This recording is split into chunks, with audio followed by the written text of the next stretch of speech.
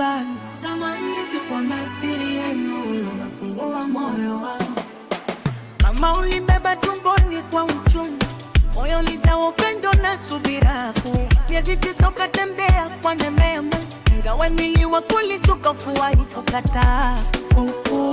Kazi kulikuwa ni uwanja vita, hospitali pigana nione mwanga wa leo. Machozi yalidondoka, huzuni ikapita, ukaona sura yangu kamsha kale keo. Mkono wako kanishikilia sana, ili mwana wasikose chochote njiani. Ilikuwa mdogo sana, sikuwa na pendo, ilikuwa mnaumia kwa ndani kimya, ila mbele yangu mkawa kama mwendo.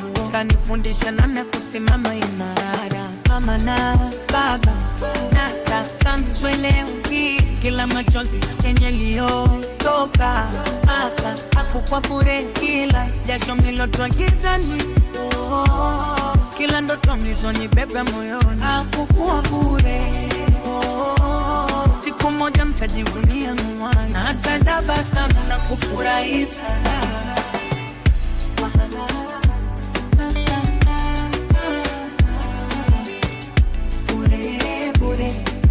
Nakumbuka zile siku za giza nene, nimejitahidi nisione tabu ya duniani. Nikavaa nguo chakavu maisha nene, mimi nikiwapata elimu na heshima. Yada ilipokosekana mlitafuta kila mahali, chakula kilikuwepo mezani kwa bidii. Nimejikana nafsi mkaniondoa kwenye hali hiyo ya umaskini na mateso yenu. Nilipoanguka mlininyanyua juu tena, kasema mwanangu songa mbele usichoke.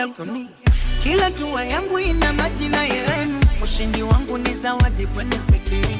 Sitasahau upendo uliotoka kwenu, mliojitolea kwa hali na mali yake. Mama na baba nataka mtuelewe, kila machozi yenye liyotoka hakukuwa bure, kila jasho mlilotoa gizani, kila ndoto mlizonibeba moyoni hakukuwa bure. Siku moja mtajivunia mwana, hata tabasamu na kufurahi sana. Mama nisamehe, sikuwa na upeo mkubwa. Baba sikuwa na habari ya mapambano yenu, nilikuwa mtoto tu ndani ya boma kubwa. Sikuelewa soma msalaba wa maisha yenu, ila leo hii nimefunguka, macho nayaona yote. Naahidi sitawacha pambana mpaka shtenyo.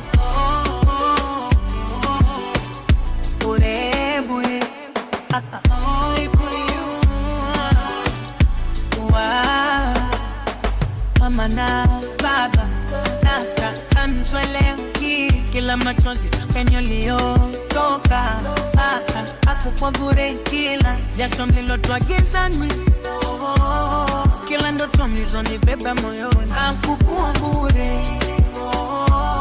Siku moja mtajivunia mwana, hata tabasamu na kufurahi sana.